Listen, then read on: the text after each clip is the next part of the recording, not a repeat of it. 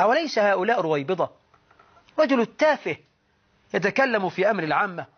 صار الدين مطية لكل من هب ودب، ولا حول ولا قوة إلا بالله العلي العظيم. خامس يقول التدخين حرام على الفقراء وحلال للأغنياء. حرام على الفقراء بس. سادس قال 4 سجاير في اليوم مش حرام. 5 يبقى تدخين حرام. معرفش ده رواه كليوباترا ولا رواه مارلبورو. هذه الفتاوي ذوات البلاوي.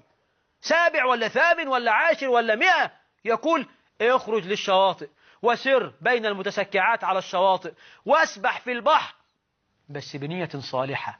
وانت بتعوم قول أسماء الله الحسنى: الملك، القدوس، السميع، البصير. طب لو لقيت واحدة قدامك عريانة: الجبار، المنتقم، شديد العقاب. يا اخوانا ارحمونا. اللي ما يعرفش يسكت. ولا تقف ما ليس لك به علم، إن السمع والبصر والفؤاد كل أولئك كان عنه مسؤولا. ده دين يا اخوانا، ده دين.